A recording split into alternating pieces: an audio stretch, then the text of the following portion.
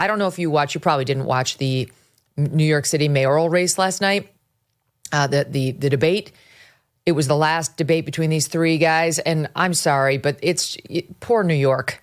Poor New York. We're about to elect a guy who looks like a radical Muslim socialist as the mayor of the greatest city in the world.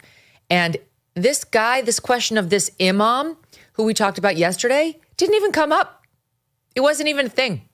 Like, no one's making a thing out of that on the debate stage. So he actually physically embraced this imam who testified for the defense at the trial of the blind sheikh in 1993 after the first bombing of the World Trade Center.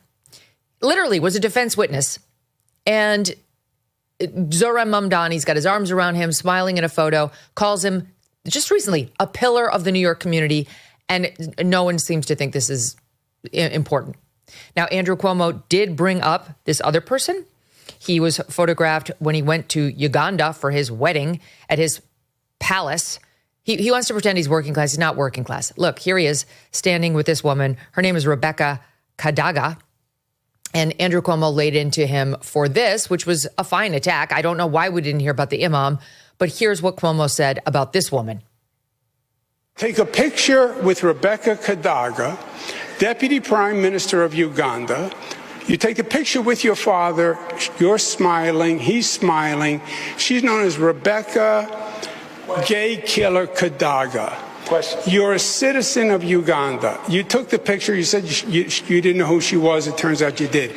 How do you not renounce your citizenship or demand BDS against Uganda for imprisoning people who are gay just by their sexual orientation? Isn't that a basic violation of human rights? I think he gets the question.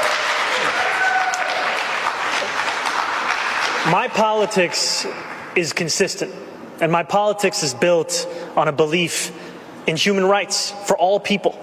And that extends to queer and trans New Yorkers, and it extends to queer and trans Ugandans. And had I known that the first deputy minister was the architect of that legislation, I would not have taken that photo. Okay. So he's from Uganda. The guy's a citizen of Uganda. And he doesn't know that this woman who is at the top of the leadership structure in Uganda is so far anti-LGBTQ rights that she looks like she's basically like a David Duke type on those issues. She pushed harsh anti-LGBTQ policies that included life imprisonment for gay people just for being gay. That's the story in Uganda. In 2012, then Speaker Kadaga infamously said she was passing a draconian law imposing severe penalties against practicing homosexuals as a Christmas gift for supporters. She said, you want that law as a Christmas gift? We're giving it to you. So she wants and passed a law that made it a life imprisonment offense for people who are gay. That's terrific. What a nice lady who he was posing with for photos. This is not like some random, it's not like you or yours truly going like through Uganda on a tourist trip and posing, with some random person who turns out to be really harshly anti-gay. This is his country. Okay, it's his country. She's a very well-known politician. And the laws in Uganda in general are terrible for gays. It's got one of the world's harshest laws for gay people. Same-sex activity is illegal for both men and women in Uganda and does require life imprisonment thanks to his good buddy who he posed in the photos with. Chris Lynn, who's the co-founder of the Stonewall Democratic Club in New York. This is the city's first LGBTQ club.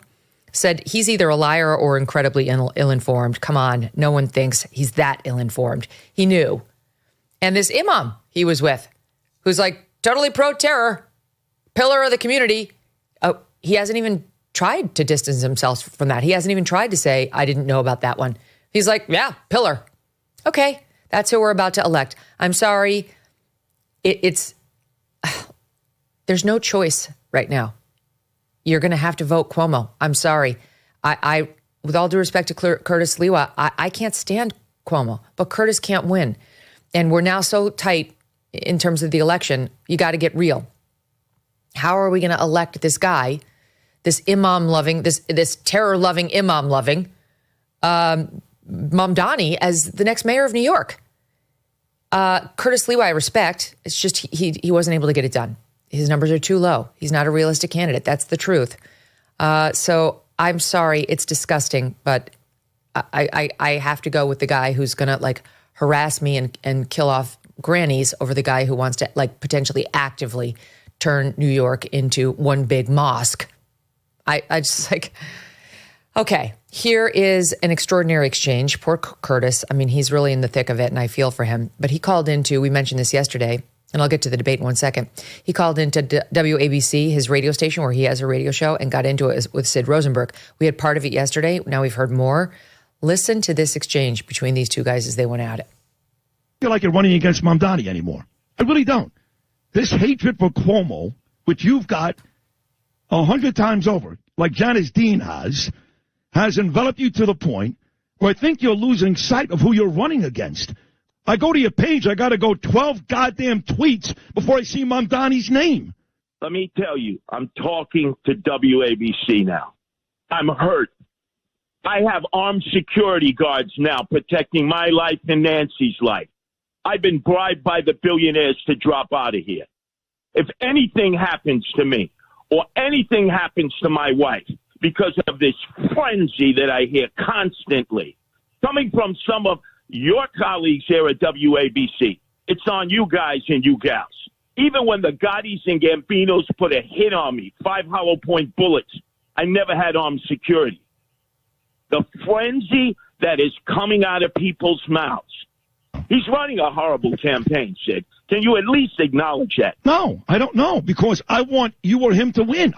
Now we're 10 minutes in, and you're still talking about Cuomo. I mean, what's wrong with you? You got to beat Mamdani. You got to get over it. You're going to lose, and you're going to lose badly, embarrassingly. You know this. You're the one who said that Cuomo would win the primary, didn't you? No. First, yes, I did, and everybody else, because nobody saw Mamdani coming. So stop with the Cuomo. No, I saw Mamdani coming. I talked to you yet. No, you didn't. No, you didn't. WABC has turned on me. This is not about ABC. It's about Sid. Forget about ABC. No. This is about WABC. No, okay, Curtis, you made your point. You made your point about the station. Now it's Sid and Curtis trying to have an adult conversation. The way you're running your campaign right now, you're going to lose and lose badly. You're still not talking about Mamdani. You're talking about WABC and Cuomo. That's not going to win you this goddamn race. So this is the position that New Yorkers are in. You can hear Sid's frustration because he knows what we all know, which is Curtis is going to lose and Mamdani's going to win. And the only possible way of stopping it at this point is for Curtis to drop out and to beg his supporters to vote for Cuomo and for Cuomo to give Curtis a role high up in the Cuomo administration if he were able to pull it off. But even the polls suggest that even if he got every single one of the Curtis voters, he'd still be behind Mamdani. So even that is not a guarantee. This is all like desperation by the non-Mamdani fans to try to stop his momentum because he's a wolf in sheep's clothing. And he's charming and he smiles a lot. He's a lot like Barack Obama, only I think far more radical. This is a scary time for America, for New York. You know, we've got a Muslim mayor of Dearborn, Michigan, who's threatening to throw out white people who object to certain disturbing behaviors over in the community, calling them racists. We've got Omar Fateh running for Minneapolis mayor. This guy also Muslim. Are these people, what exactly are they going to do to Minneapolis? I mean, truly, because the Midwest is becoming heavily Muslim. Do we care? Does anyone care that Islam is not consistent with the patriotic goals of the First Amendment, the Bill of Rights, and the fundamental Judeo-Christian foundation of this country? Does anyone care? Okay, you can call me a bigot. I've been called it before. I don't care. This is not what we want. We do not want city after city turning Muslim and electing Muslim leaders. I just watched a half an hour interview with Mamdani last night where he was going on and on about the mosques in New York and driving up the Muslim population and how it's his dream to see the BDS movement spread far and wide, you know, condemning Israel and boycotting Israel, and how his whole reason for becoming a politician was Palestinian rights. That's the thing he cared most about, Palestinian rights. By the time he actually got going on the mayoral campaign, he realized he had to stop saying things like that. He had to start saying, all I care about is economic inequality in New York. No, he actually said that was his number one thing, Palestinian rights. And his dream was to bring more politicians like that into the fold in New York. This is going to be the New York mayor. So, I mean, it's go time on the decisions. Buy gold and get free silver. That's right. For every $5,000 purchased from Birch Gold Group this month in advance of Veterans Day, they will send you a free patriotic silver round that commemorates the Gadsden and American flags. Look, gold is up over 40% since the beginning of this year, and Birch Gold can help you own it by converting an existing IRA or 401k into a tax-sheltered IRA in physical gold. Plus, they'll send you free silver honoring our veterans on qualifying purchases. And if you are current or former military, Birch Gold has a special offer just for you. They are waiving custodial fees for the first year on investments of any amount. With an A+ rating from the Better Business Bureau and tens of thousands of happy customers, consider diversifying your savings into gold. Text MK to the number 989898 for a free info kit and to claim your eligibility for free silver with qualifying purchase before the end of the month. Again, text MK to the number 989898. Message and data rates may apply.